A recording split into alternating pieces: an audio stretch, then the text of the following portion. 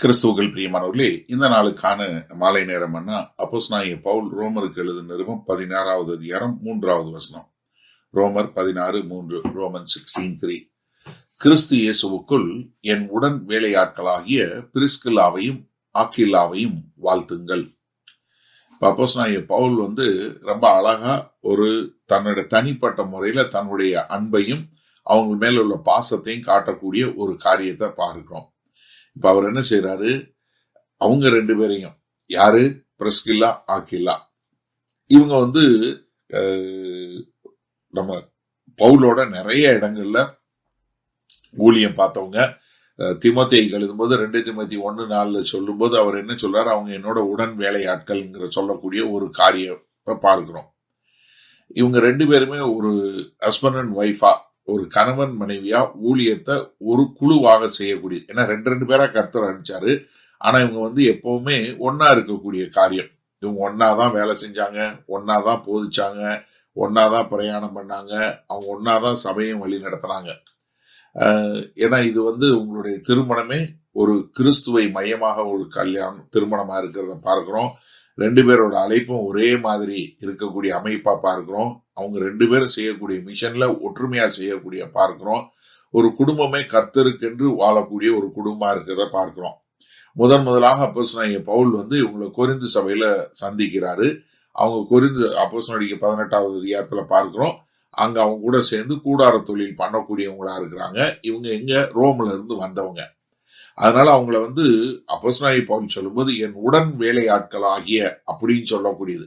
ஆனா உடன் வேலையாட்கள்னா யாரு, கிறிஸ்துவுக்குள் உடன் வேலையாட்கள். ரொம்ப அழகா நேர்த்தியா சொல்லக்கூடியது. அப்ப என்ன, அவங்க ஒரு தியாக மனப்பான்மையோட வேலை செய்யக்கூடியவங்க, தோளோட தோல் நின்று வேலை செய்யக்கூடியவங்க. அது மாத்திரமல்ல, தொலைந்து போன மக்கள் மேல ஒரு பாரப்பட்ட மக்கள், ஊழியத்தின் மேல உள்ள ஒரு தவம் என்று சொல்லக்கூடிய ஒரு காரியமாக. ஏன்னா அவங்க ரெண்டு பேரும் என் உடன் வேலையாட்கள். அது மாத்திரமல்ல, அவர்கள் யாரு, பார்ட்னர்ஸ் என்று சொல்லக்கூடியதாக. 1 கொரிந்தியர் 3:9 சொல்லும் போது அவர் என்ன சொல்றாரு, தேவனுடைய பணியில அவங்க என்ன உடன் வேலையாட்கள் என்று சொல்லக்கூடியதாக. இங்க சொல்லும் என்ன சொன்னாரு, கிறிஸ்து இயேசுவுக்குள் என் உடன் வேலையாட்கள் ஆகியவர்கள். ஏன்னா அவங்க எனக்கு இல்ல, அவங்களுடைய அர்ப்பணிப்பு, அவங்களுடைய காரியம் என்ன, கர்த்தராகிய இயேசு கிறிஸ்து. அவங்களுடைய வேலை எதை குறிச்சது, கர்த்தராகிய இயேசு கிறிஸ்து குறிச்சது. அவங்களுடைய ஒரு விட்டு கொடுத்து சுயத்தை விட்டு வாழக்கூடியது எதுக்காக, கர்த்தராகிய இயேசு கிறிஸ்துவுக்காக. அப்ப என்னன்னா, முழுக்க அவங்க கர்த்தராகிய இயேசு கிறிஸ்துவுக்கு தங்களை அர்ப்பணித்து அப்போஸ்தலனாகிய பவுலோட சேர்ந்து சுவிசேஷத்திற்காக வேலை பார்க்கக்கூடியவங்க. அதனால என்ன சொல்றாரு, என் உடன் வேலை ஆட்களாகிய அக்கிலாவையும் பிரிஸ்கில்லாவையும் நீங்கள் வாழ்த்துங்கள் என்று சொல்லக்கூடியதா. அப்ப கர்த்தராகிய இயேசு கிறிஸ்துவுக்குள் என்னோட சேர்ந்து வேலை பார்க்கிறவங்களை வாழ்த்துங்கள் சொல்லி இந்த கடிதத்தில் எழுதும்போது அவர் ரொம்ப அழகா நேர்த்தியா தன்னுடைய அன்பையும் பாசத்தையும் காட்டக்கூடிய ஒரு காரியத்தை பார்க்கிறோம். சரி, இதனால இந்த வசனத்தை நம்ம எப்படி எடுத்துக்கொள்வது? அதாவது எப்பவுமே தேவனுடைய ஊழியம் எப்ப அழகா நேர்த்தியா நடைபெறும்னா, ஒரு கணவன் மனைவியா சேர்ந்து செய்யும் போதுதான். நீங்க இத சரியான முறையில புரிஞ்சு கொள்ளணும்.